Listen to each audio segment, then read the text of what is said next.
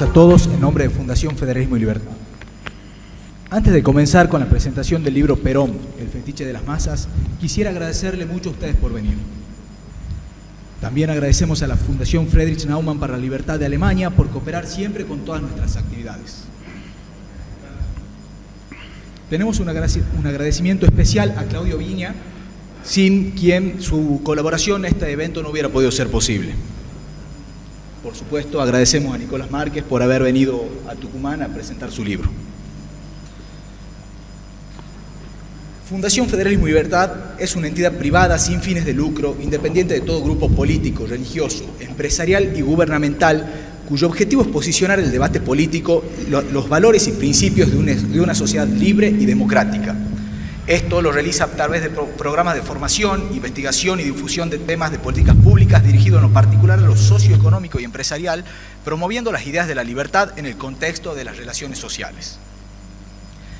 Creemos firmemente que una democracia no debe tener tabúes.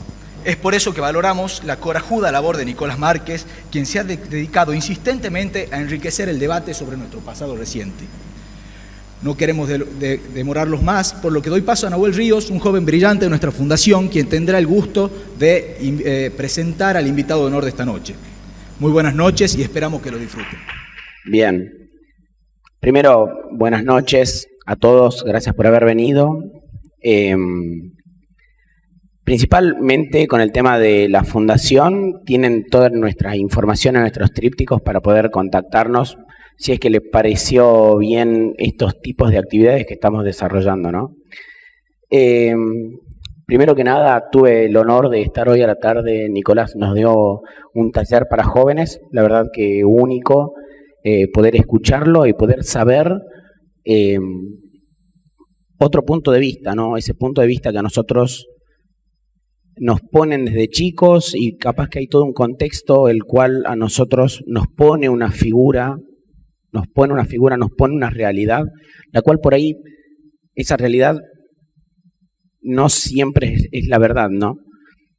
Principalmente, bueno, Nicolás Márquez es escritor, es investigador, además de abogado, y siempre se caracterizó por ser capaz de hacer ese desafío a lo que se puede decir lo que es políticamente correcto.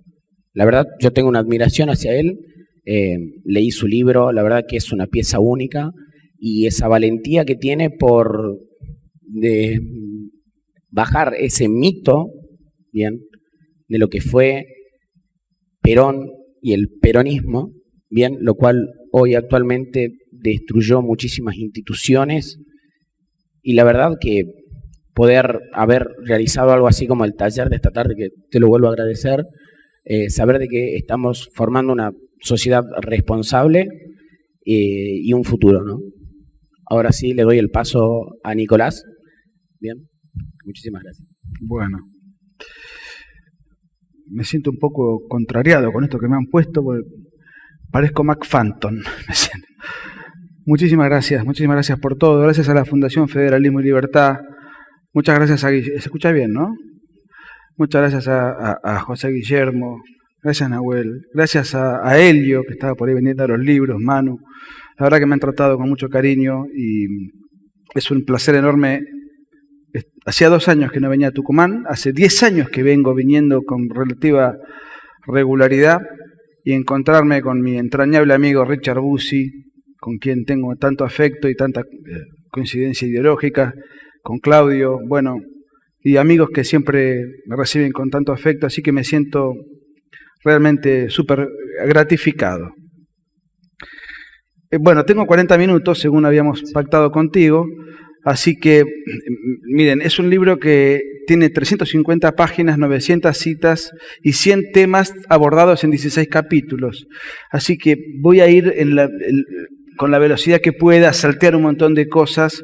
Y de antemano quiero decir lo siguiente, porque obviamente nadie tiene por qué estar expuesto a escuchar algo que le pueda resultar hostil. Vieron que cuando uno en la televisión muchas veces anticipan, bueno, este programa tiene un contenido erótico, tiene un contenido violento, en fin, tratan de que el televidente sepa de antemano que se puede someter a algo que le pueda resultar hostil o desagradable. Entonces yo quiero anticiparles que esto va a ser una terapia de gorilismo explícito, en donde quien tema sentirse emocionalmente afectado tiene toda la libertad de no escuchar, por supuesto, algo que no le sea grato. Lo digo desde el vamos porque ya de por sí el título, que es relativamente suave, yo pensaba titularlo de otra manera el libro, El fetiche de las masas. El fetiche es, conforme la Real Academia Española, es un objeto de adoración oculto de las comunidades primitivas. Muchos consideraron que es, bueno, muy agresivo, pero bueno, la realidad es que yo trato de ser intelectualmente honesto. Y la tranquilidad mía es que obviamente no soy el dueño de la verdad y que puedo tener un enfoque equivocado. Mi tranquilidad es que cada cosa que digo está documentada. Mi enfoque, mi opinión puede ser, por supuesto, equivocada, pero que la documentación es objetivamente y está objetivamente expuesta en cada una de las afirmaciones, esa es mi tranquilidad intelectual y como biógrafo en este caso. No voy a arrancar con la vida personal de Perón, sería muy largo. Voy a arrancar en 1930, no por nada en especial, sino porque en el año 30 es la primera participación de Juan Perón en la vida pública argentina. Antes era un militar disciplinado, un poco conflictuado por su vida personal, que está relatada en el libro, una madre de origen muy humilde, tehuelche y con sangre indígena, y un padre que nunca lo había reconocido, que lo reconoce tarde, pero que venía de una familia conservadora. Bueno, todos esos conflictos históricos, siempre me gusta hacer una introducción en una biografía para que podamos conocer algunos rasgos de la personalidad y de la psicología y de los antecedentes del personaje. Pero eso no los voy a tratar ahora. En 1930 Perón apoya lo que fue la reacción contra Irigoyen, que dicho sea de paso fue un desastre el gobierno de Irigoyen, más allá de que haya sido canonizado por la historiografía, algún día quizás me ocupe de él, era un desastre, y esa primera rebelión no fue el primer golpe de Estado de Argentina, fue el primer golpe de Estado de la Argentina moderna, digamos. Fue celebrado por todo el mundo, inclusive, por sobre todo, por los radicales que no simpatizaban con Irigoyen, como Alvear, por ejemplo. De manera esa de andar demonizando con el tiempo los goles, es parte del relato actual que nos vende el kirchnerismo. Ellos tienen golpes de Estado que demonizan y golpes de Estado que se hacen los otarios, como el del 4 de junio del 43, en el cual también participa Perón. Bueno, en ese momento, ahí aparece de alguna manera una nueva etapa o una nueva versión de lo que fue la tradición conservadora, que duró del 30 al 43. No voy a tratar de hacer mucha historia porque eso ya está en el libro y no quiero ser muy pesado. Lo que quiero decir es lo siguiente. Perón fue un conservador. No quizás por convicción, pero sí por oportunismo, porque si hay algo que a él lo caracterizaba era el oportunismo, el sentido de la oportunidad para trepar. Participa del golpe del año 30, a pesar de que él en el año 16 había dicho haber votado por Irigoyen, y a partir de ahí empieza una carrera de ascenso personal, le va muy bien. Fíjense que al día siguiente del golpe ya tiene su primer nombramiento en el Ministerio de Guerra, empieza a escribir libros. No era fácil escribir libros en los años 30, hoy escribe cualquiera, incluso yo, pero en aquella época no era algo frecuente. Escribe libros bastante malos, dicho sea de paso, y tuvo 2 sumarios castrenses por plagio. En uno de ellos, ante el tribunal, alegó que se olvidó de entrecomillar 60 páginas corridas. Pero bueno, cosas que pasan. Y le toca, bueno, se casa incluso en una época determinada de su vida con quien fue su primera mujer, la única mujer normal que tuvo, Aurelia Tizón, le decían Potota, que muere muy joven de cáncer de útero, igual que Eva justamente. Es agregado militar en Chile, o sea, le toca viajar, lo echan estaba haciendo espionaje, lo descubren, vuelve de alguna manera un poco apesadumbrado, se recompone. Él era oficialista, no podría haber editado libros, viajado, era profesor en la Escuela Superior de Guerra, de no haber sido conservador. Pero cuando digo conservador no me refiero a que ideológicamente lo haya sido. Políticamente lo era, punto. Es importante esto porque después el relato peronista nos dice que Perón vino a poner un quiebre en la hegemonía histórica de la esclavitud, de la oligarquía conservadora, etc. Perón fue conservador, por lo menos políticamente. Y además, era conservador en una época en donde yo me encargo de decir en uno de los tantos capítulos del libro, que esa década no fue una década infame como miente la historiografía oficial. No, primero, no fue una década porque fueron 13 años del 30 al 43.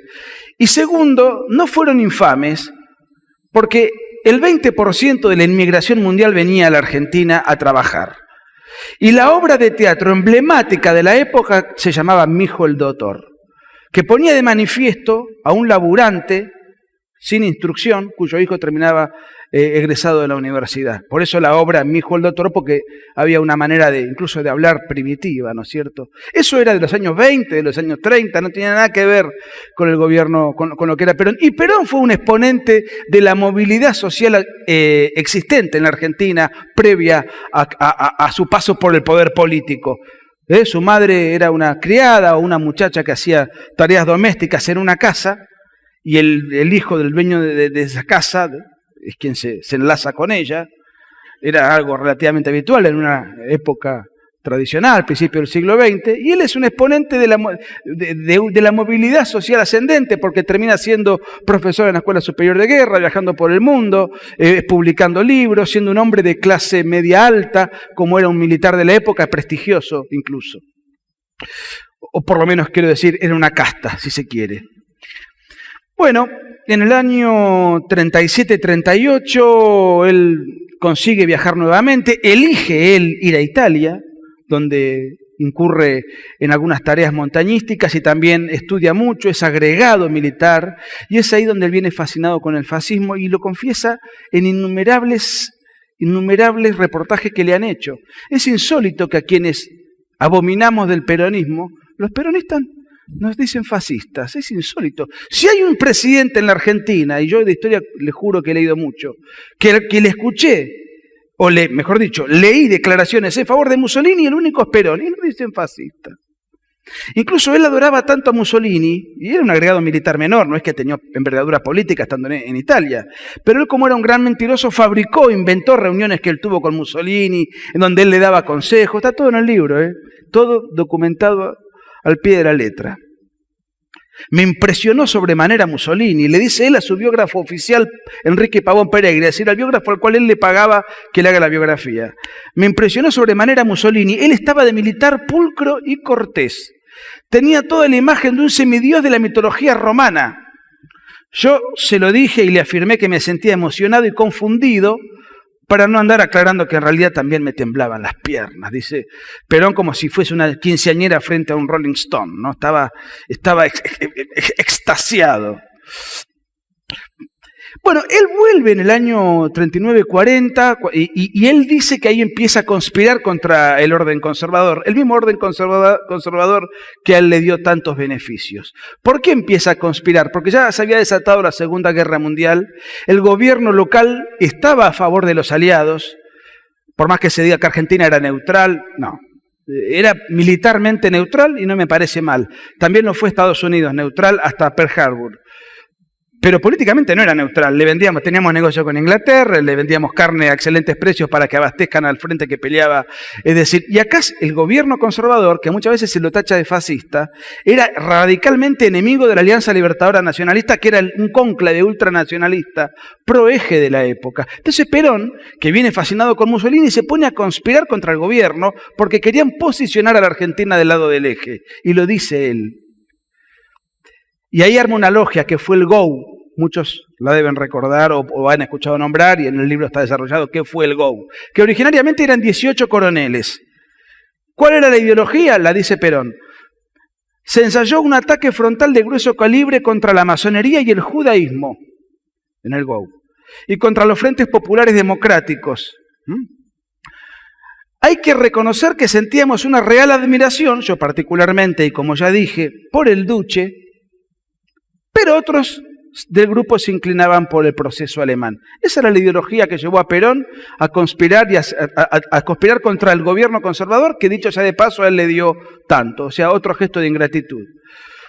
En ese interín, él cuando llega inmediatamente de Italia se va a Mendoza. No es muy relevante lo que hizo en Mendoza, tareas de montañista también como había hecho en Italia.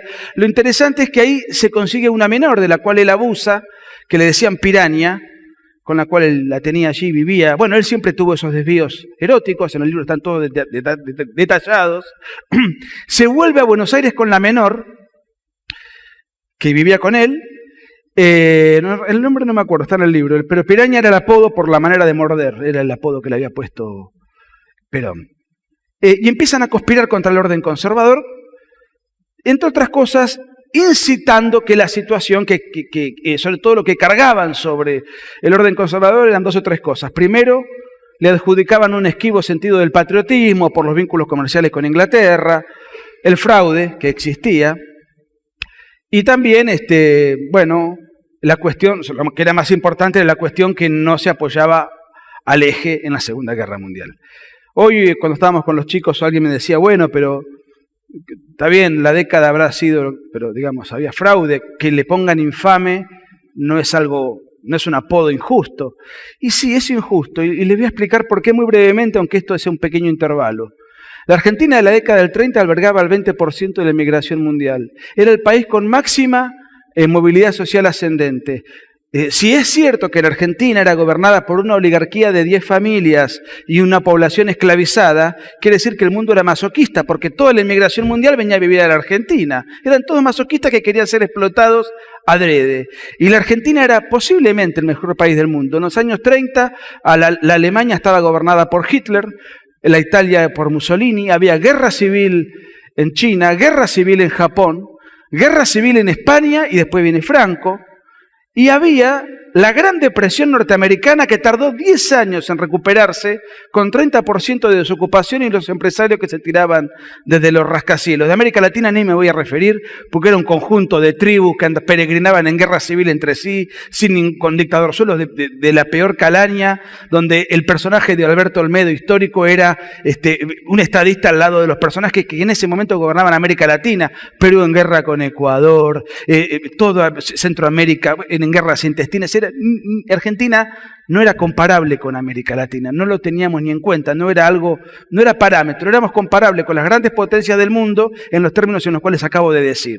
Entonces, en ese contexto, demonizar a la Argentina porque había fraude, como hay en Tucumán 100 años después, es una injusticia historiográfica. Interesante ver el contexto para que no nos creamos que cuando aparece Perón, la Argentina empieza a vivir una fiesta. La Argentina ya era un país que objetivamente tenía un montón de condiciones muy superiores por encima del promedio. Se hace el golpe en el año 43 y Perón empieza a escalar posiciones. Se convierte en ese gobierno militar en una especie de personaje que va creciendo y va ganando posiciones y se va adueñando de ese gobierno.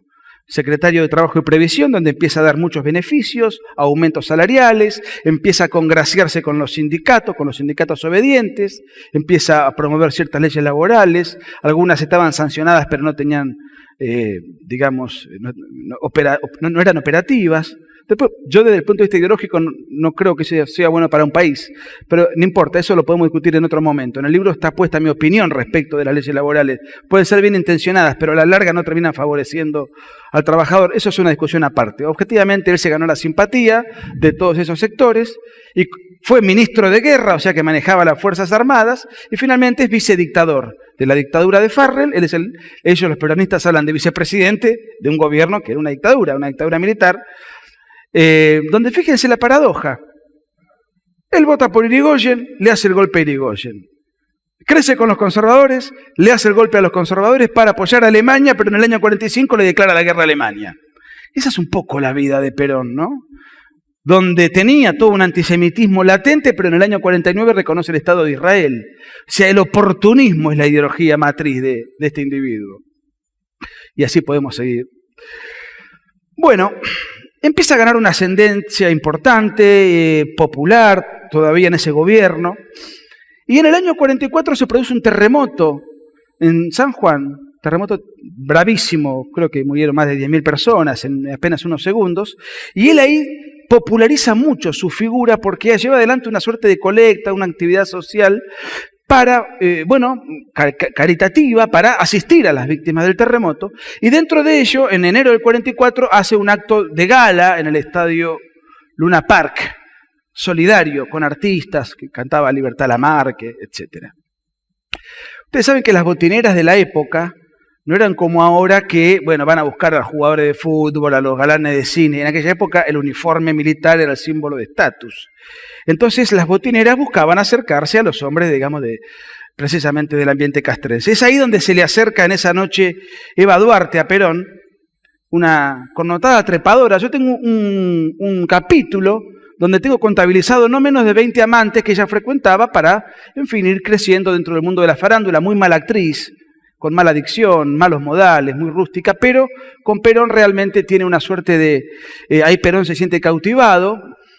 Yo le cuento unos 20 amantes, digo porque el libro había que terminarlo, porque había mucho más para decir, pero no era una biografía sobre Eva, sino sobre Perón. En todo caso, Perón fue el personaje que más le sirvió y le fue útil a ella, ¿no es cierto? Eso generó una simbiosis muy interesante, pero el protagonismo de Perón empezaba a caer muy mal, había internismos, el gobierno había un protagonismo excesivo por parte de él, había una demagogia demasiado ostensible que caía muy mal, la declaración de guerra a Alemania también cayó mal a los sectores que inicialmente impulsaron ese golpe para apoyar a Alemania. Se genera un conflicto que termina con la expulsión de Perón y el encarcelamiento de Perón, y eso deriva en el 17 de octubre, que encabeza un individuo famoso que se llamó Cipriano Reyes, que como después desobedeció a Perón, Perón lo encarceló durante 10 años. Pero yo no me quiero ir por las ramas porque es mucho para decir. Lo cierto es que Perón sale fortalecido y se convierte en el candidato del gobierno. El gobierno militar había que dar una continuidad, pero ya estaba muy desacreditado. Necesitaban un presidente, un candidato a presidente que continuara, que fuese heredero de ese gobierno. Esto es interesantísimo porque la mitología peronista empieza con el 17 de octubre. El 17 de octubre fue consecuencia de una interna. Perón era el gobierno, Perón era el oficialismo y fue el candidato del continuismo. Fue el candidato del gobierno que surgió de ahí, de donde él construyó todo su poder. Y el relato pretende hacer un punto de inflexión, como que Perón aparece en el año 45, en octubre, y a partir de ahí hay una nueva Argentina. Increíble cómo distorsionan los hechos. Fíjense cómo distorsionan la década del 70, imagínense la del 40, que la conocemos menos, porque no la hemos vivido. A partir de ahí empieza lo que fue la dictadura de Perón, que era una dictadura plebiscitaria, la única dictadura argentina totalitaria. Juan José Sebrelli distingue muy bien, dice que la dictadura busca de la población la obediencia, pero el totalitarismo, además de la obediencia, busca la adhesión. Es algo mucho más abarcativo y se mete en la vida privada de las personas de una manera mucho más invasiva. Ahí empieza un estatismo exacerbado, toda una serie de cuestiones que ahora vamos a ir repasando rápidamente porque es imposible abarcar todo. Y además la curiosidad, quizás en los primeros tiempos, fue el protagonismo que tuvo Eva Perón, donde antes la mujer del presidente tenía un papel secundario relegado a determinadas tareas, como debiera ser, no porque la mujer no merezca tener el papel que quiere, pero digamos, tener un papel institucional por el solo hecho de compartir el hecho conyugal es algo muy poco serio. Y a Perón le preocupaba, porque Eva era una mujer muy bruta, pobre, muy rústica, y entonces a Perón se le preocupaba y le hace aleccionar por un aristócrata ruso para prepararle un viaje a Europa que después ella hizo con empresarios, con su hermanito, que era otro tarambana, del cual le hay dedicado un capítulo, que bueno, también se suicidó tipo Nisman, el hermano de Eva Perón también, bueno. Entonces, claro, cuando viaja con toda una comitiva a Europa y con todo, y en aquella época era realmente caro, con tanta pompa, una mujer que había sido una actriz que vivía en una pensión, no tiene nada de malo, digo, ese era su patrimonio, y irse a Europa con todo. ¿Quién le paga? Todavía había cierta libertad de prensa, porque estamos hablando del año 47. Entonces el gobierno, ante ese murmullo, algunos cuestionamientos de algunos políticos que todavía podían decir algunas cositas, algún diario que podía todavía cuestionar algo, el gobierno saca un comunicado oficial diciendo que la señora Eva Perón va a viajar a Europa con dinero de su propio peculio. Entonces el diario Provincias Unidas dijo, esto confirma lo mucho que la señora ha peculiado. El diario fue cerrado, el director encarcelado, el dueño fue también encarcelado, y ahí ya empieza una racia importante. Ya, digamos, esto fue lo último que se pudo tolerar.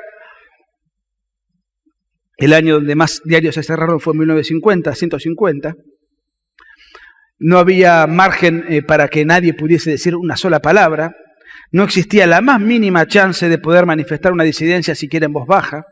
Y esto lo vamos a ver un poquito repasándolo en cosas que son realmente un escándalo. Yo tomo algunas cositas porque el libro es muy largo, pero lo que les quiero decir es lo siguiente, inclusive algunas curiosidades.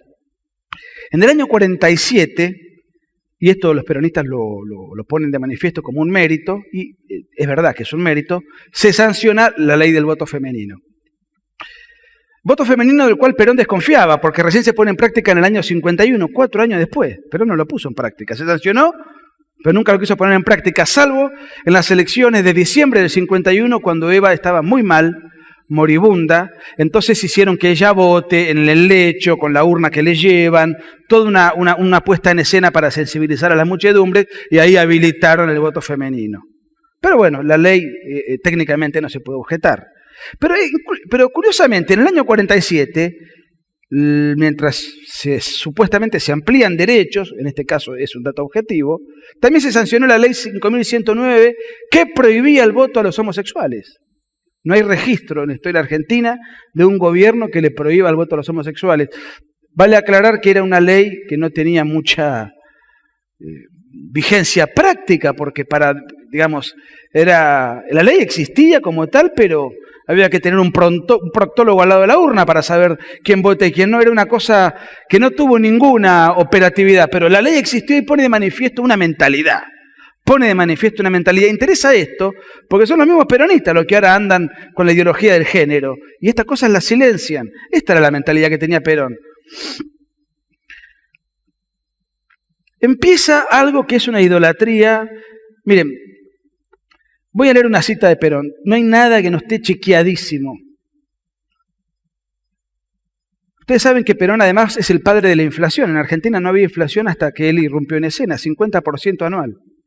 Y él consideraba que no era culpa de la emisión de moneda sin respaldo, sino de los especuladores. Y, por supuesto, sacó leyes para encarcelar a los especuladores. O sea, un almacenero actualizaba los precios y iba preso. Hay que dar la más absoluta libertad al pueblo en todas las cosas, decía Perón, y restringir la acción política, que es lo que está podrido, que es lo canceroso. A esa ninguna libertad. A esos hay que restringirlos, cerrarlos y no dejarlos mover. Y también a los especuladores, o sea, los que actualizaban los precios. Porque esa es la otra lacra. Después de los políticos opositores, la lacra que sigue son los ladrones que especulan y llevan la intranquilidad y la miseria al pueblo. Esa era la libertad política que existía. Y empezó una situación agobiante en cuanto al culto a la personalidad. Todos los diarios cerrados, un solo noticiero en cadena, las cárceles abarrotadas de presos políticos, Balbín a la cárcel, Frondizi a la cárcel, Scioldi a la cárcel, Repetto a la cárcel. Era una situación realmente agobiante de políticos encarcelados y lo que era peor, artistas encarcelados. El folclorista Atahualpa Yupanqui encarcelado, el pianista Osvaldo Pugliese encarcelado, Libertad Lamarque exiliada, Victoria Ocampo encarcelada. Nadie se acuerda de esa censura con celebridades, que estoy hablando de lo que pasaba en aquella época, ni hablar de los diarios y de los casos más emblemáticos. A esto se sumaba una situación religiosa, por eso el libro es el fetiche de las masas, que es un objeto de adoración. Porque efectivamente se buscó, y eso genera después, más adelante, el conflicto con la Iglesia, implantar la religión oficial del Estado y cualquier otra religión por una religión que fue la religión nacional peronista. Que hay un libro incluso de Bosca relativo a eso. Se dispone, la provincia de La Pampa se llama Eva Perón, la provincia del Chaco, presidente Perón, la provincia de La Plata se llama la ciudad de La Plata, Eva Perón, todo tenía el nombre del dictador y la dictadora consorte. Era una cosa agobiante. Los cuerpos celestes descubiertos por el observatorio Eva Perón deberían tener nombres que exalten las virtudes de Eva Perón. Se descubrieron 3 astros durante la dictadura de Perón. Fueron denominados abanderada, mártir y descamisada. Se cambió el juramento en el Congreso de la Nación. El que tomaba el juramento era el presidente de la Cámara, que era el servil Héctor Cámpora. Juráis ser leales al libertador de la República, general Juan Perón, y a la jefa espiritual de la nación, Eva Perón, a su doctrina y a su movimiento. No se juraba ni por Dios, ni por la patria, ni por la Constitución. Se juraba por el libertador general Juan Perón y por la jefa espiritual de la nación. Eva Perón fue declarada jefa espiritual de la nación por ley. Perón se hacía decir a sí mismo San Perón. Ese iba a ser el título original del libro, San Perón. Me dijeron que iba a quedar panfletario. Dudé mucho y bueno, hay un capítulo, me di el gusto de que un capítulo se llama San Perón que muestra lo que se vivía, la religiosidad laica, ¿no? Fíjense que nosotros estamos acostumbrados a la marcha peronista. Estamos acostumbrados a la marcha peronista y nos parece normal. Y yo el otro día discutía con un peronista, es una idolatría vergonzosa. Y un periodista me decía, pero pará, si vos escuchás la marcha o el himno a Sarmiento, también hay una reverencia. Claro, pero hay una diferencia importante. Sarmiento se murió y después sus seguidores decidieron homenajearlo haciéndole una marcha. Ok. Perón se hizo hacer a sí mismo una marcha para la autoalabanza y gloria de sí mismo, para que se la canten a él mismo sus alcahuetes. Eso es de una vanidad enfermiza que realmente confirma una mentalidad. Hay una tara ahí que es una situación de total anormalidad. Todo con Perón en vida. La jefa de bloque del partido peronista, no se llamaba todavía Partido Justicialista, se llamaba Partido Peronista. La diputada Delia Parodi, en plena sesión, nuestro Dios en la tierra es Perón. El diputado Virgilio Filippo redactó el Ave María de María Eva, de rezo obligatorio en las unidades básicas. El principal intérprete de la doctrina peronista, así lo bautizó Perón al ministro Raúl Mendé, enseñaba lo siguiente: seremos mejores todavía si tenemos el pensamiento puesto en Perón. Cada noche al acostarnos debiéramos examinarnos. ¿He imitado yo en este día a Perón? Porque Perón no se equivoca ni puede equivocarse jamás. Los genios y los grandes hombres, sin salvarse uno solo, todos han padecido errores y defectos, todos menos Perón. Cristo se conformó con proponerle al mundo el cristianismo, pero Perón le sacó ventaja. Perón realizó el cristianismo. Sigue, es muy largo, hay un montón de citas así, tiro así al pasar, lo que decía Eva Perón. Bueno, en el libro La razón de mi vida, que le escribieron a Eva Perón, ella dice que Perón tiene un magisterio infalible, o sea, lo que él dice no tiene margen de error. Tengo la cita textual y muchas otras puestas en el libro. Perón escribía en un diario ultraoficialista, que era del Estado, como todo, o paraestatal, que llamaba Democracia. Y él escribía con un seudónimo que llamaba Descartes. En ese seudónimo, él se comparaba con Jesucristo. Tengo todas las citas puestas, si quieren les leo, pero lo voy a aburrir. Él no se comparaba en primera persona, escribía en tercera persona. Esto lo saqué de un filme, o sea, está grabado, además, ni siquiera de un archivo. Ni siquiera un archivo, está él dando la conferencia. Miren lo que dice. Nosotros tenemos en este momento de 4 a 5 millones de estudiantes, de gente que estudia, que si no votan hoy, votan mañana. No hay que olvidarse. Tenemos que irlos convenciendo desde que van a la escuela primaria.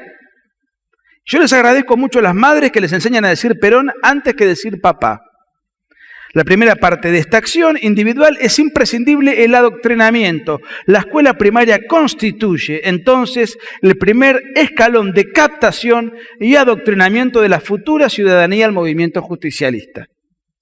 Eva Perón tengo frases muy parecidas y después tengo todo un trabajo hecho sobre cómo eran los libros de escuela primaria que muchas veces circulan por internet o que muchos han escuchado de nuestros abuelos, comentarios al respecto, que es una vergüenza. No había otra cosa, no se escuchaba otra cosa. ¿Cuánto queda? Me quedan 10. Bien. ¿Cómo se elegía el personal de estatal? Con un criterio que Perón explicó muy bien. Es menester extremar, organizar y establecer la vigilancia sobre el personal de administración pública, es indicado como opositor o como indeciso. Él no quería Para efectuar la selección ideológica de los servidores del Estado, cada gran repartición de todos los ministerios y organismos del Estado deberá llevar a cabo un registro donde se anoten minuciosamente los antecedentes tendencias ideológicas de cada funcionario y empleado. Miren, en el año 49 Perón llevó adelante una reforma constitucional de facto e ilegal y el criterio era el siguiente: las provincias que son opositoras que no participen. Por ejemplo, la provincia de Corrientes, en la cual el peronismo nunca había ganado, se le impidió participar en la elección, por ejemplo. Así de ese desparpajo era. Era una caricatura la democracia, era una verdadera parodia. Entonces allí reforman la Constitución, la cambian literalmente. Eso está trabajado en un capítulo con todas las reformas que se imponen, el modo en el cual se proscribe y cuál era el papel de la oposición, nulo de nulidad absoluta. Pero esto le habilita a Perón en el año 52 su reelección dictatorial, ¿no? Renovar el mandato dictatorial.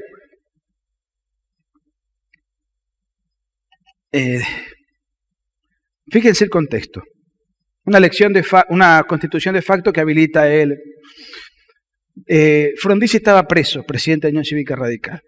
El presidente del Partido Socialista, Américo Scioli, estaba preso. El vicepresidente, que era Repetto, estaba exiliado en Montevideo. De los 25 diputados que fueron candidatos en la capital federal, en Buenos Aires, 22 del Partido Socialista estaban presos. El presidente del comité de la Unión Cívica Radical de la provincia de Buenos Aires, Moisés Levenson, estaba preso. Como acababa de salir preso Balbín después de un año de represión, de encarcelamiento y tortura, no había guerrilla, no había nada. Eran presos por disentir, punto. No es que había un conflicto especial que uno puede contemplar, no, nada. Simplemente la disidencia, totalizador. Como sale Balbín, dice, bueno, Balbín va a ser el candidato nuestro porque Balbín acaba de salir, tenemos que vender su imagen. Con un agravante, se sancionó una ley que impedía que los partidos pudiesen hacer alianza política. De esa manera estaba garantizado que la dispersión opositora, ni una radio, ni un diario, ni absolutamente nadie podía hacer nada. Hasta los actos políticos estaban virtualmente proscritos porque aparecían los elementos de choque y enseguida los amedrentaban con tiros. Era una verdadera caricatura. Decía Octavio Paz, célebre pensador mexicano, que la dictadura perfecta es aquella que no se nota que es una dictadura. La de Perón no era perfecta porque se notaba que era una dictadura, pero una dictadura donde intentaba caricaturizar o parodiar una democracia. Y así se va avanzando, Llegamos al año 53, ya Eva Perón muere en el 52, Perón empieza a hacer discursos cada vez más rabiosos, porque antes los discursos rabiosos los daba Eva, y él era el padre que más o menos decía de casa al trabajo y del trabajo a casa. Eva los enardecía y él después más o menos acomodaba. Como Eva había muerto, entonces él empezó, y si ustedes prestan atención, todos los discursos más rabiosos, más violentos y más agresivos de Perón fueron del 53 en adelante. Ahí empieza otra etapa muy peligrosa de Perón, que es las fiestas orgiásticas que se hacían en la Quinta de Olivos con menores de edad, toda una situación que está retratada en el libro con bastante recato, porque no me interesa tanto el chisme, sino la cosa sórdida del personaje que a los 60 años de edad se pone de concubino con una menor de 14, con Nelly Rivas, que no era la única menor que él frecuentaba, pero esa era su predilecta. Y le quedaba algo por conquistar, que era la iglesia. Porque las iglesias empezaban a llenar, más que de lo normal. ¿Por qué? Bueno, la Argentina tenía una viva fe católica todavía, pero ateos y socialistas iban a las iglesias, porque los curas desde el púlpito cuestionaban las fiestas raras, incitaban a que los jóvenes no vayan a la UE sino a la Acción Católica, cuestionaban el culto a la personalidad, solamente hay que adorar a Cristo. Empezaban a decir cosas que no se decían en ningún lugar. Entonces de repente las iglesias iban hasta ateos. ¿Qué haces vos acá, socialista? No, la gente estaba ávida de escuchar otra cosa. Eso a Perón lo enardeció. Y empieza la persecución a la iglesia. Hay una lucha por ver cuál es la religión del Estado. Miren, quiero ser rápido, lo más rápido posible. Esto derivó en una situación cada vez más insoportable, cada vez más intolerable. No existía absolutamente nada, no había un espacio ni siquiera mínimo, todo era temor, el guardián de manzana controlando, las casas se hablaban en voz baja, en un clima de un agobio notable. La ciudad de Montevideo era equivalente a Buenos Aires de lo que hoy es Miami para los cubanos que viven en La Habana. Es el lugar donde están exiliados, los familiares que mandan cosas, que se comunican clandestinamente, etcétera, etcétera. Tengo un capítulo dedicado a cómo vivían todos los cómo se exiliaban por las noches a remo, toda la cuestión, ¿no es cierto? En ese contexto, voy a avanzar porque me he salteado 1000 temas, pero en todo caso después va a haber espacio para preguntas. Aparece la famosa reacción de la Marina del 16 de junio del 55, que ahora se cumplieron 60 años, que fue muy cuestionada y que es el aspecto que más se le cuestiona al antiperonismo. Yo no se lo cuestiono. Después en todo caso lo podemos debatir. No había otra forma, no había alternativa. La Constitución dice que cuando una persona tiene la suma del poder público, gobierna por encima de la ley, el derecho a la rebelión está contemplado en la Constitución. El 16 de junio del 55 a la mañana iba a haber una coreografía de aviones que iban a hacer, que iba a ser una especie de espectáculo público. Perón iba a estar arriba, en la parte superior de la Casa Rosada. Aviones de la Marina se iban a mimetizar un poco con esa coreografía, iban a bombardear la Casa Rosada y el objetivo era matar al dictador. Puede sonar descabellado, puede sonar un episodio temerario, pero bueno, la realidad es que eso pone de manifiesto el clima de desesperación que se vivía. Porque realmente había que agarrar un avión para hacer eso, había un clima de verdadera desesperación. Ahora, la cantidad de muertos real no es como dice la película de Leonardo Fabio, que hubo 400 con toda la música que le ponen. Hubo 165, lo cual es lamentable. Por culpa de Perón hubo 165. Les voy a explicar por qué. Perón ordenó suspender la coreografía porque sabía de los bombardeos, mandó a poner toda la artillería antiaérea en la Casa Rosada y ordenó silencio y hermetismo total y absoluto. No mandó a evacuar la Casa Rosada, no mandó a cortar la calle, no mandó a hacer absolutamente nada para que los bombardeos maten mucha gente y él tirarles los muertos a sus enemigos para que paguen el costo político. Esto lo puedo acreditar de 10 millones de maneras, tal como está en el libro, pero la acreditación más categórica es la confesión de esto que le hace Perón al día siguiente por cadena. Increíble. Perón ese día se escondió en el sótano de la Casa de Gobierno, y tengo todos los testimonios de quienes estaban con él, semidesmayado con un panic attack, lo que en aquella época se conocía como cagazo, ahora le dicen panic attack en términos técnicos. Al día siguiente habla, y miren lo que dice, lo voy a decir despacito. Cuando el ataque se inició sobre la Casa de Gobierno, o sea, no sobre Plaza de Mayo, como miente la historiografía kirchnerista o peronista, se inició sobre la Casa de Gobierno, nosotros, por nuestro servicio de informaciones, habíamos sido advertidos con anterioridad.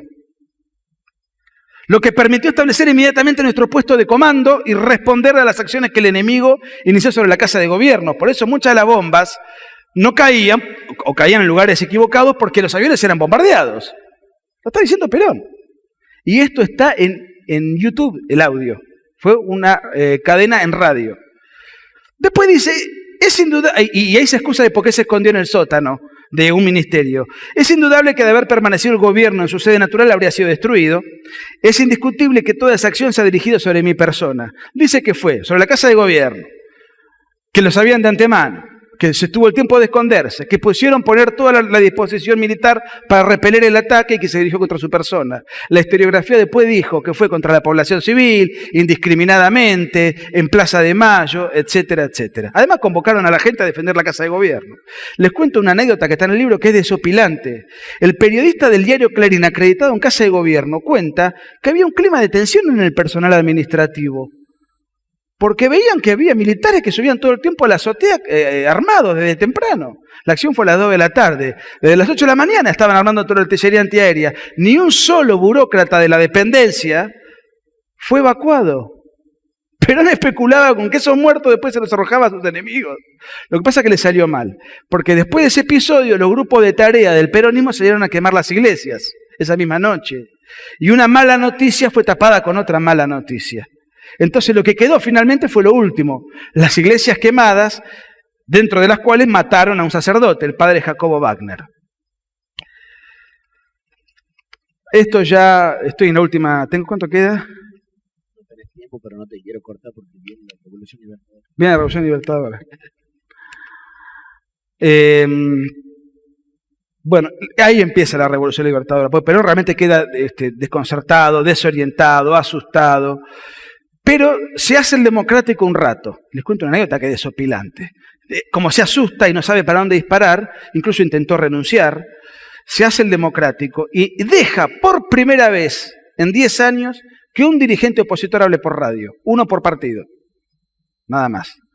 Entonces, por el radicalismo habló el presidente, que fue Frondizi, habló Solano Lima por el Partido Conservador, justamente. No me acuerdo de quién habló por el Partido Demócrata Progresista, y los socialistas, que siempre se pelean, querían hablar Repetto y Scioldi. Pidieron hablar los dos, no dejaron hablar a los dos, que tenía que hablar uno solo, al final ellos repartieron clandestinamente. Había que elevar el texto, ser aprobado por una comisión de la dictadura y después grabado en diferido y después se transmitía. Por eso son textos son mensajes con una crítica muy medida, ¿no es cierto? ¿Qué dijo la crónica de Clarín? La tengo en el libro transcripta, al día siguiente del discurso de Frondizi. Che, qué linda voz que tiene Frondizi. Tiene una voz radiofónica, presidente del principal partido de la oposición. Después de 10 años no le conocían la voz. Le conocían de nombre, más o menos. Eso era la democracia. Y eso, los peronistas se horrorizan de que haya habido una revolución. Había que hacerla. Solamente cuando Balbín fue candidato en el 52, solamente los diarios lo podían nombrar, pero con un deliberado error tipográfico. Blablin tenían que poner. Era la orden. Eso era realmente.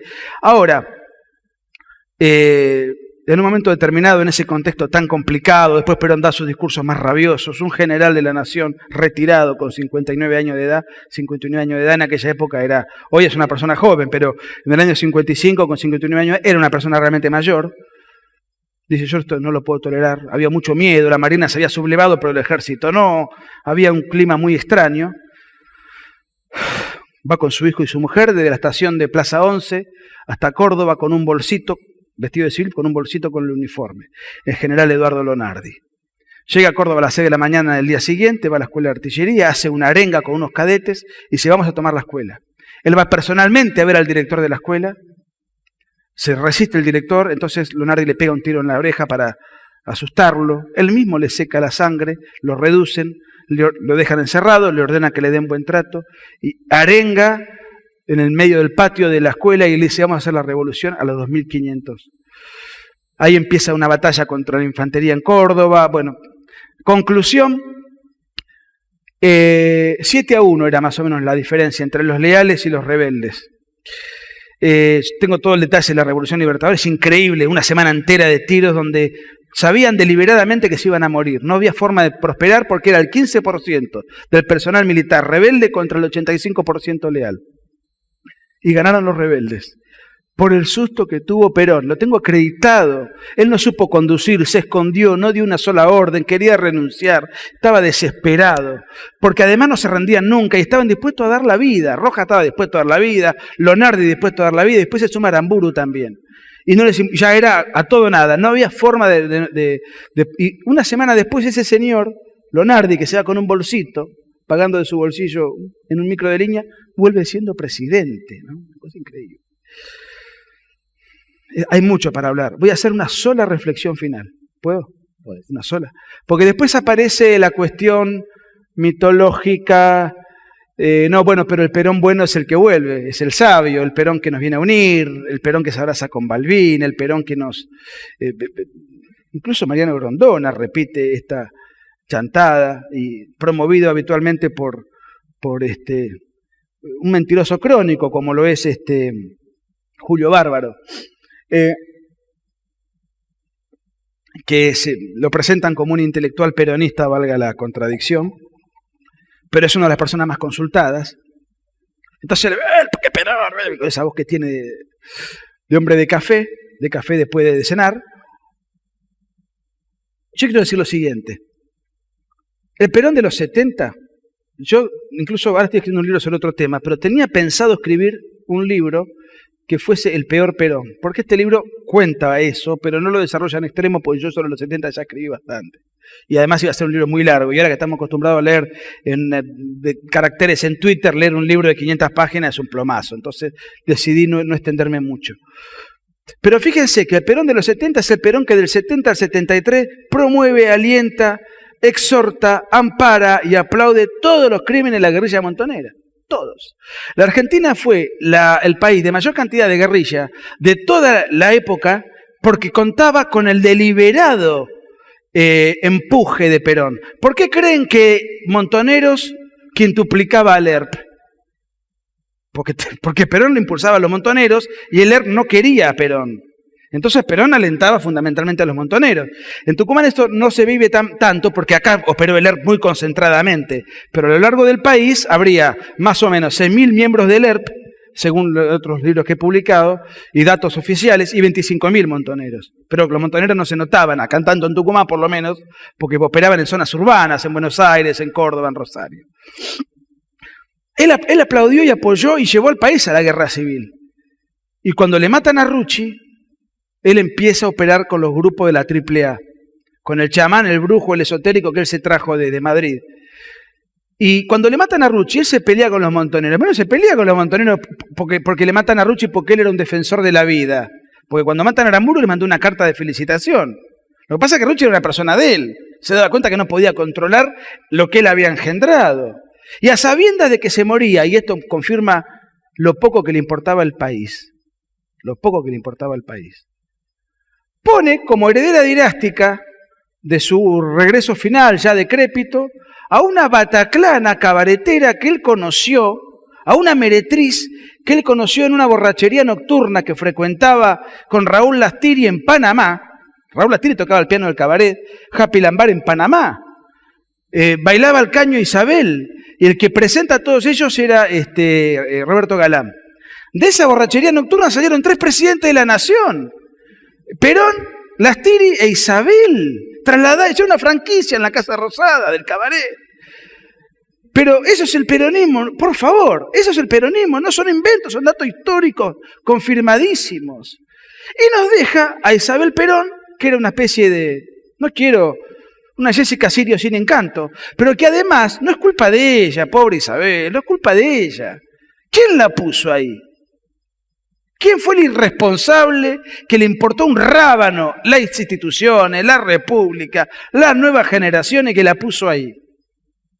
Entonces, si realmente el último Perón es el Perón sabio, me quedo con el anterior, mire lo que les digo. Esto último se funda en un mito fotográfico, que es el abrazo que él se hace con Balbín. Pero es ridículo juzgar lo que estoy diciendo por una foto, porque además la foto es un mérito de Balbín. Balbín durante la dictadura de Perón fue censurado, encarcelado, torturado y finalmente fue exiliado a Montevideo. Que Balbín se abrace con su verdugo, perseguidor y torturador, habla bien de Balbín, no de Perón. En todo caso, qué tipo poco rencoroso que es Balbín, ¿no? En todo caso, vale la pena elogiarlo a él. Por esa foto surge el mito del Perón bueno que viene en la década del 70 a pacificar los EPI. Es increíble, es insólito. Pero bueno, hay mucho más para hablar, no los quiero aburrir y además no quiero contrariar tu brújula. Bien. Tu cronómetro. Bueno, ¿se escucha? Bien. Antes de arrancar las preguntas, me gustaría hacerte una, bien, porque Perón llega al poder a través de una dictadura. Después esa dictadura se reivindica a través del voto, ¿no? Esto no nos da una seguridad de que el hecho de que el sufragio no nos ponga dentro de una dictadura. ¿Vos considerás que actualmente estaremos manejando o estaremos viviendo dentro de una dictadura? ¿Con el kirchnerismo? Con el kirchnerismo. La Real Academia Española define la dictadura como persona o camarilla que tiene la suma del poder público. No dice que no tiene que haber campo de concentración, no tiene que haber genocidio, o sea, la persona que tiene la suma del poder público. Todo hay que analizarlo en un contexto. Así como yo reivindico la llamada década infame porque analizo la Argentina en un contexto, en el contexto actual, donde ya no hay Hitler, no hay Stalin, no hay Pol Pot, La Argentina claramente está enrolado en los países más autoritarios del mundo. Lo dicen todos los rankings. No tengo de memoria, ahora eso lo tengo en un libro que se llama Cuando el relato es una farsa, que presentó Richard precisamente en el año 2013. Los rankings de independencia, digamos, ¿cómo sería el poder? ¿Cómo se reparte el poder actual? En 4 fuerzas. El poder legislativo totalmente controlado, ni hace falta que uno esté diciendo cómo funciona el poder legislativo en Argentina. Pero bueno, eso también corresponde con que un gobierno saca muchos votos. Está bien, pero para eso está el Poder Judicial. El Poder Judicial, este gobierno puso su Corte Suprema. Por más que después hable de la Corporación Judicial, este gobierno puso sobre 7 jueces, echó a 4 y puso 4 cuando subió Néstor Kirchner. O sea, hizo un golpe de Estado a la Corte, por cadena nacional, con campaña de difamación. Ustedes recordarán, esto fue en el año 2003, o sea que el máximo órgano lo puso el gobierno de facto. El 60% de los jueces federales los puso el gobierno.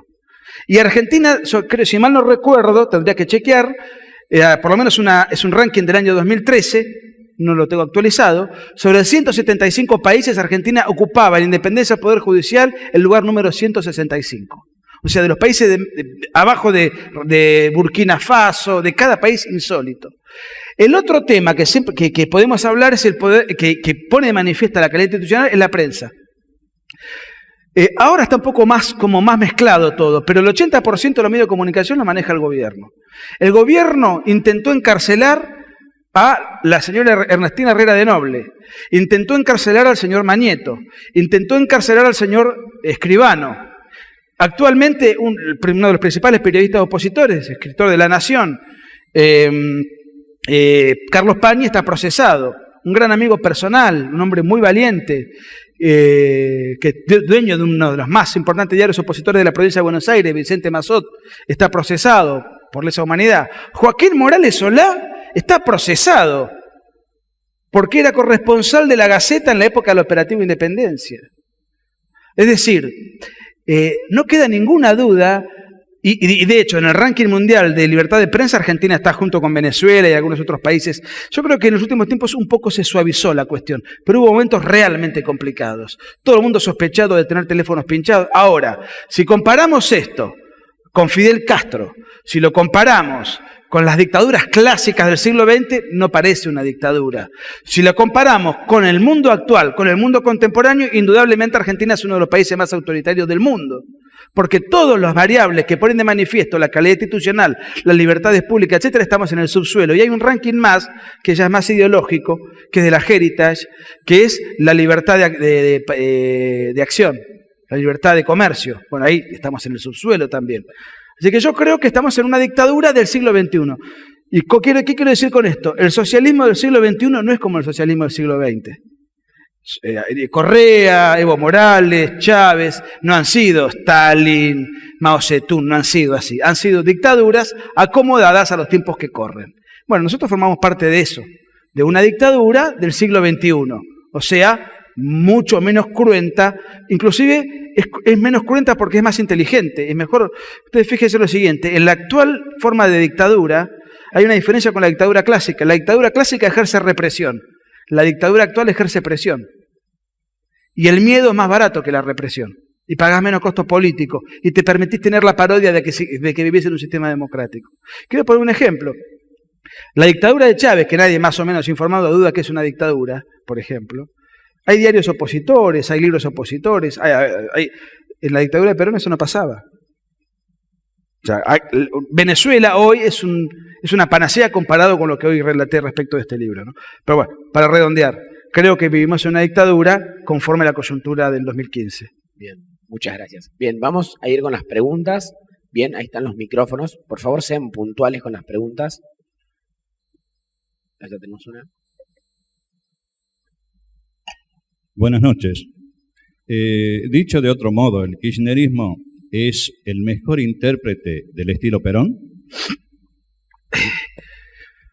Yo no tengo ninguna duda de que este es un gobierno peronista.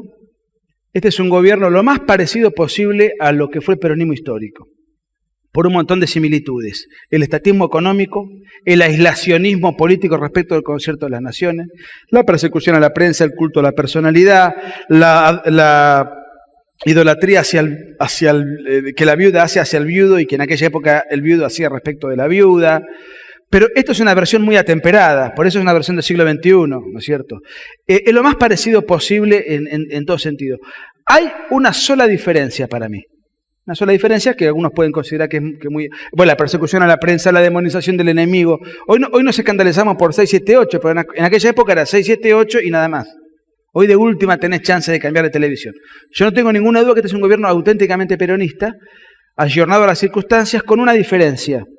Perón era un militar de otro siglo, formado en el ambiente militar, y era un hombre que desde el punto de vista cultural promovía valores conservadores. O sea, Perón no iba a estar aplaudiendo y abrazado a los travestis, haciendo matrimonios raros, no iba a estar promoviendo determinadas liberalizaciones de determinadas costumbres. Eso Perón no lo hacía. Se puede decir que la gran diferencia es que desde el punto de vista del relato y desde el punto de vista de lo cultural, lo de Perón era más bien conservador y esto es con un barniz progresista. Esa es la gran diferencia que hay entre aquello y esto. Pero desde el punto de vista de cómo se ejerce el poder fácticamente, creo que esto es el reflejo más fiel de lo que es el peronismo histórico. Bien. Acá, por favor. Hola, buenas noches. Buenas noches. Le quería preguntar qué opina de Bergoglio, que ahora como que pareciera que está inaugurando una etapa de peronismo universal, y que estuvo en Cuba de parte o sea, muy a favor del gobierno, no recibió a las madres del dolor ni nada de eso, y les recomendaba a los cubanos la lucha contra el consumismo. No sé qué consumismo puede haber en Cuba. Bueno, ¿qué opina de eso? Yo creo que tenemos que rezar para que el Papa se convierta al catolicismo.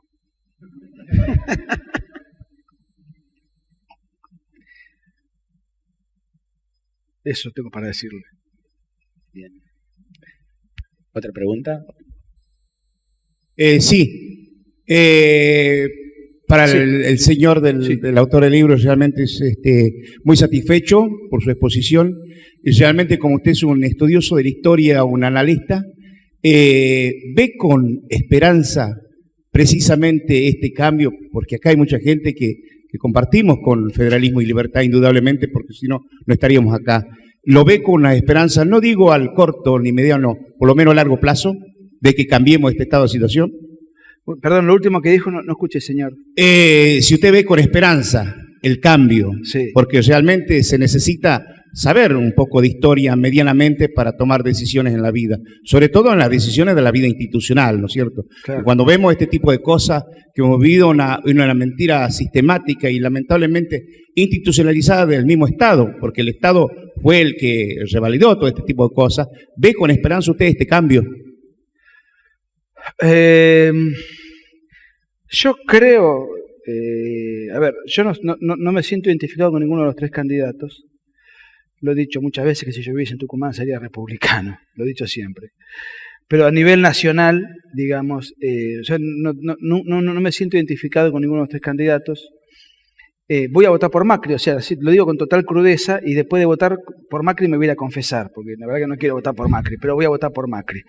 Pero sí tengo una esperanza, porque independientemente que gane Macri o que gane Scioli, creo que gane Scioli sería el peor escenario, indudablemente. Creo que Scioli, por formación, por mentalidad, por una cuestión incluso generacional, habrá que ver el nivel de condicionamiento que él tenga, ¿no es cierto?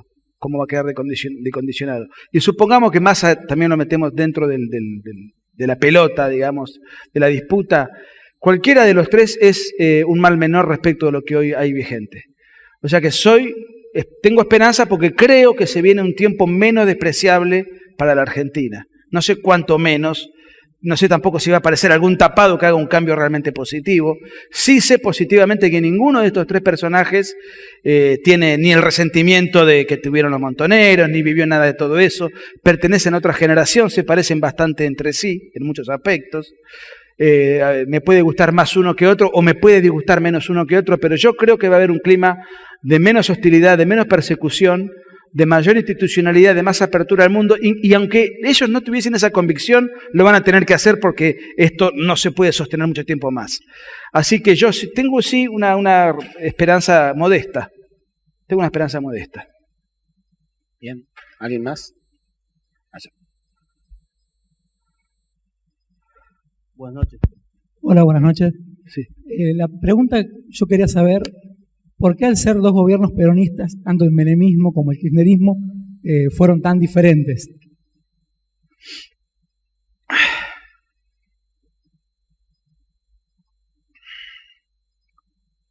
Bueno, es muy difícil realmente poder contestar, pues yo tendría que estar en el fuero íntimo de Menem y de Kirchner. Yo tengo 3 o 4 ideas que me hacen suponer por qué pasó así. Primero, Menem no pertenece a la generación de los montoneros. La época de la juventud. Venegas Lynch dice que la ideología de tu juventud es la ideología que te marca para siempre. Y cuando los montoneros masacraban gente, Menem ya era gobernador de La Rioja, era un poco más grande que ellos, mamó otro peronismo, un peronismo distinto. No tuvo esa cuestión de la revolución, no tuvo nada de todo eso. Eso por un lado. Por otro lado, Menem asume, también hay que ver el contexto, con un Estado destrozado, inflacionista, sin luz, sin agua, sin petróleo, aislado del mundo, con hiperinflación y en el mismo año en el cual cae el muro de Berlín. ¿Qué iba a hacer Menem? ¿A dónde iba a ir? En donde además había gran consenso en ese momento en la opinión pública para privatizar.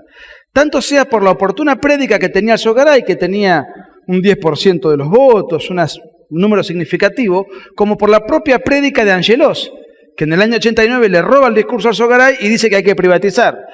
Y que además el periodista por excelencia que más influyó en la opinión pública en la época, que era Neustadt, lo venía fogoneando todo el tiempo. O sea que había un consenso para privatizar. A Menem no le quedaba un consenso interno. A Menem no le quedaba más remedio porque el Estado estaba implesionado y además había consenso internacional porque acababa de caer el comunismo, o por lo menos el símbolo de todo lo que eso significaba. O sea que él encontró realmente un camino como para llevar adelante una transformación por causas externas.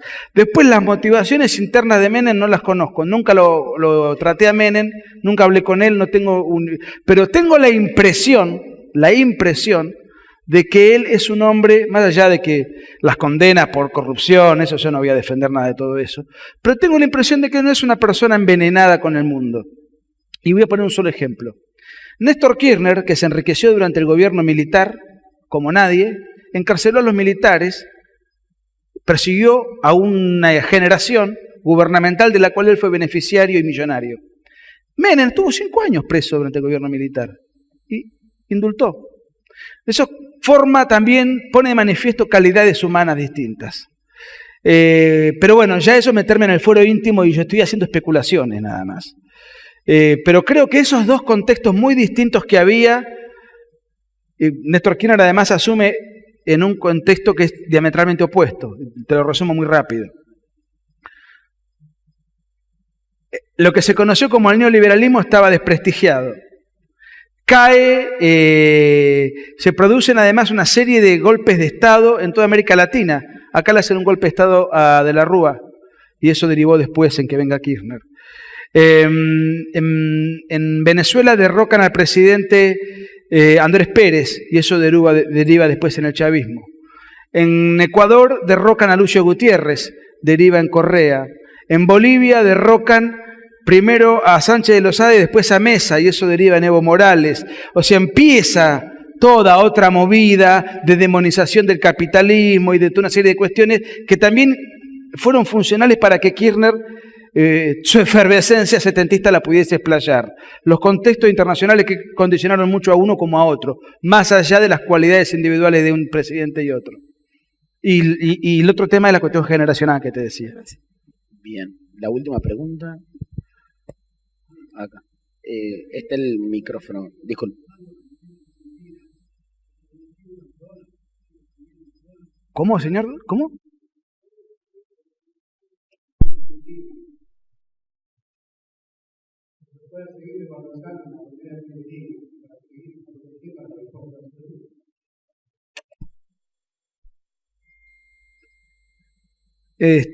Primero, ¿usted qué se refiere? ¿Si va a haber una devaluación? ¿Me está preguntando? Claro, a la devaluación. Mire, yo no soy economista. Yo, si le digo algo, voy a ser imprudente. Lo que yo sí le puedo decir es que devalorizar siempre se puede seguir desvalorizando. Nosotros eso lo sabemos perfectamente. Hoy el dólar vale 9.30.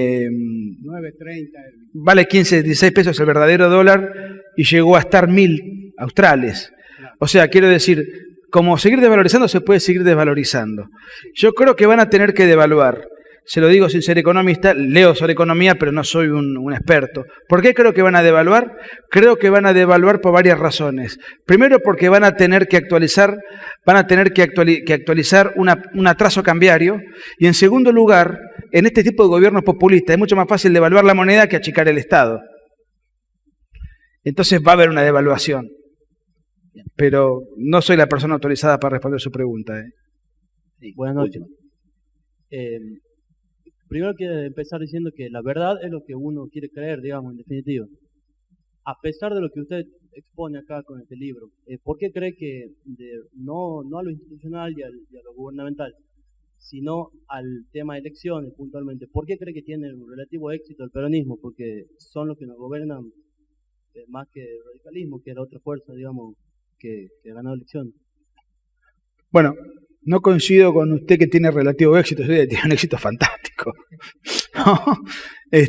Bueno, mira, es muy complicado. Ahí hay que hacer un análisis sociológico y ya eso me excede. Yo te voy a decir algunas cosas.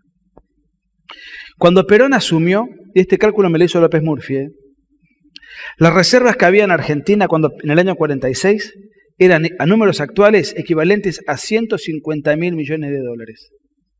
Eran equivalentes, hoy creo que son 30.000, no sé. Eran equivalentes a 150.000 millones de dólares. En el año 55, cuando él huye, quedaban el 15% de esas reservas solamente. Eso está trabajado en un capítulo del libro. El desparramo de bienestar que hubo fue extraordinario. Efectivamente, la gente ganaba más, la gente se iba de vacaciones, se regalaban casas, se construían...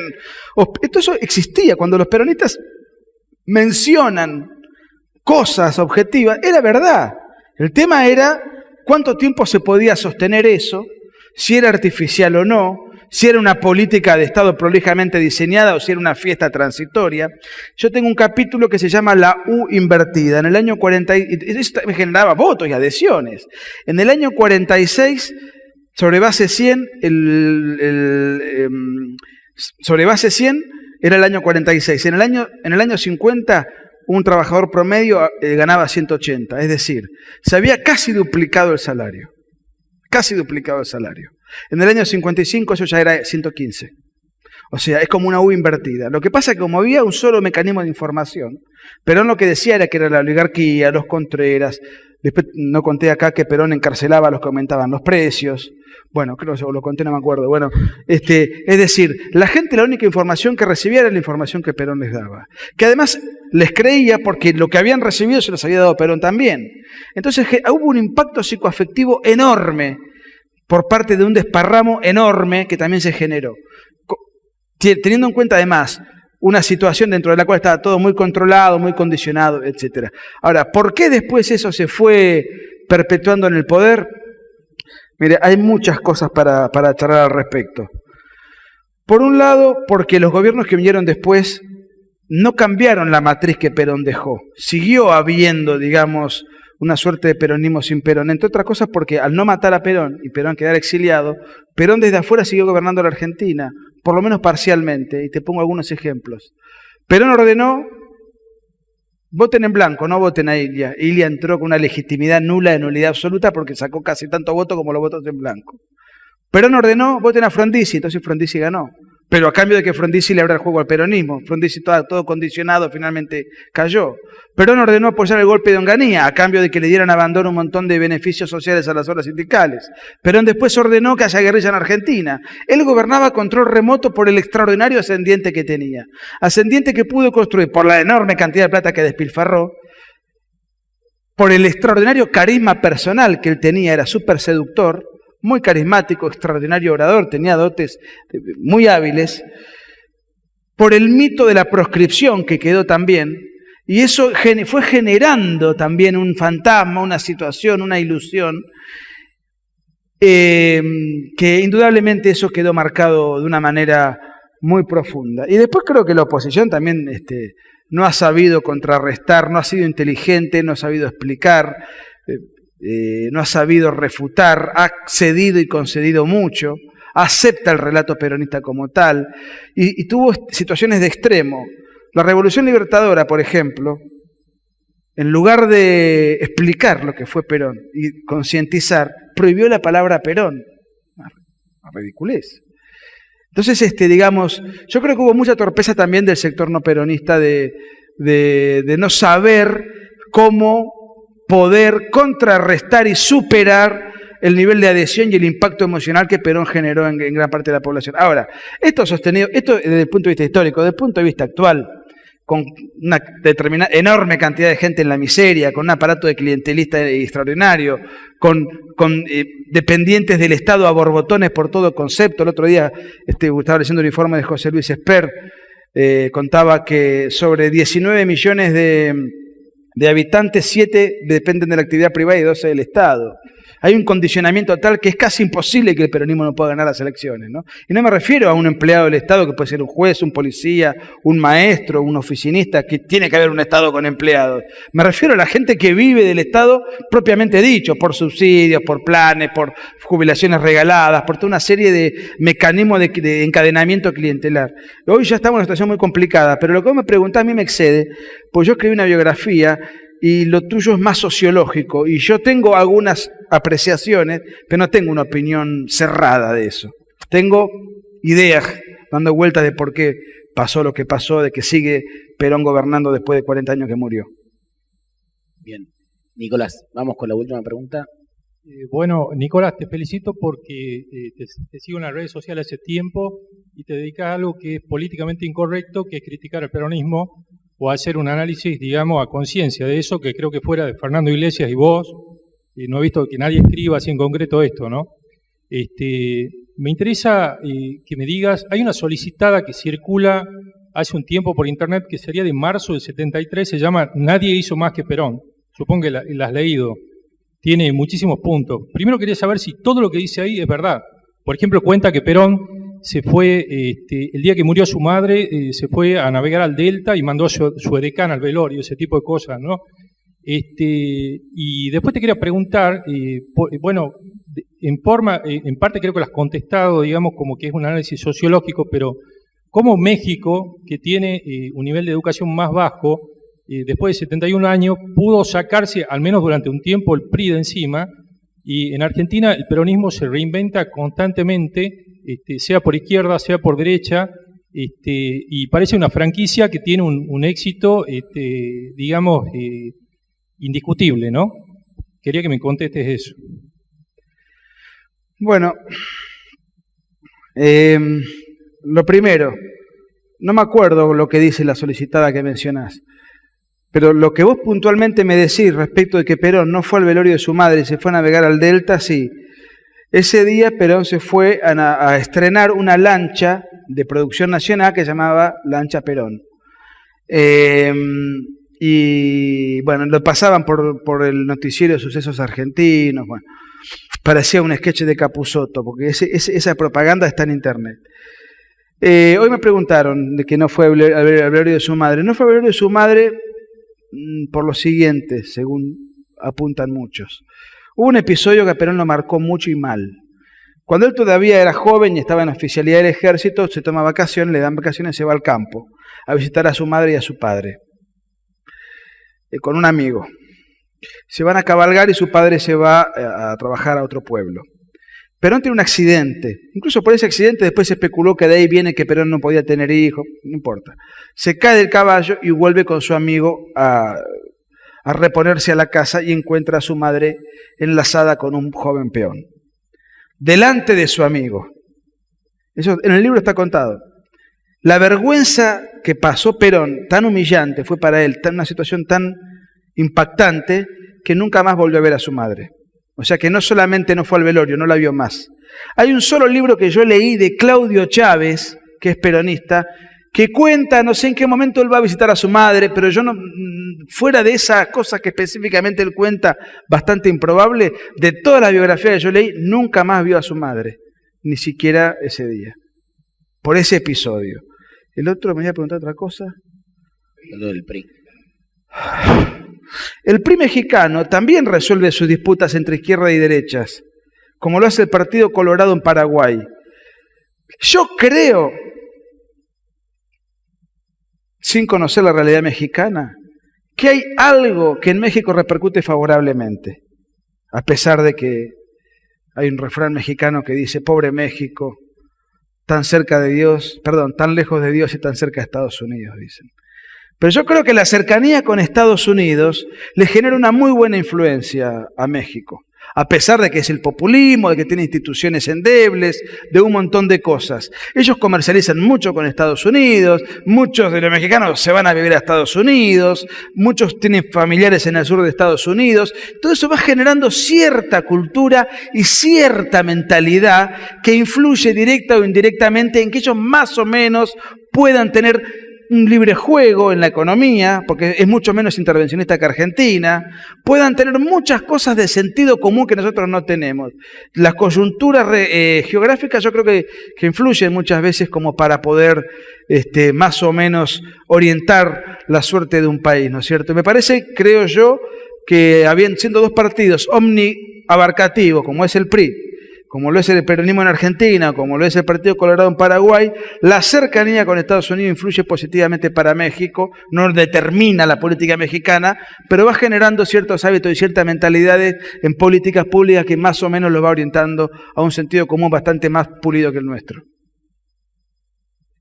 Bien, bueno, principalmente muchísimas gracias a todos por haber venido. Además tienen un tratado de libre comercio con Estados Unidos, en donde seguramente Estados Unidos además les debe imponer determinadas condiciones dentro de esa política bilateral. Entonces también eso hace que se acomoden a cierta coyuntura. Y te pongo otro ejemplo, que no es lo mismo, pero tiene que ver. ¿Por qué el país mejor organizado y más próspero del socialismo del siglo XXI es Ecuador? Porque tiene la moneda dolarizada desde el año 2000. Entonces Correa, si bien hace la revolución socialista, no puede emitir moneda. O sea, hay un montón, esos condicionamientos hacen que los países tengan a pesar de ello, no por mérito de ellos, tengan un funcionamiento mejor, y es el país del socialismo, el único país del socialismo del siglo XXI que no tiene inflación. Por ejemplo, ¿no? Se me ocurre pensar un poco en voz alta, los acuerdos bilaterales, que son muchos, de México con Estados Unidos, también deben condicionar la política y la administración pública de México. Bien. Bueno, principalmente muchísimas gracias a todos por haber venido y pido un fuerte aplauso para Nicolás Márquez. Muchas gracias.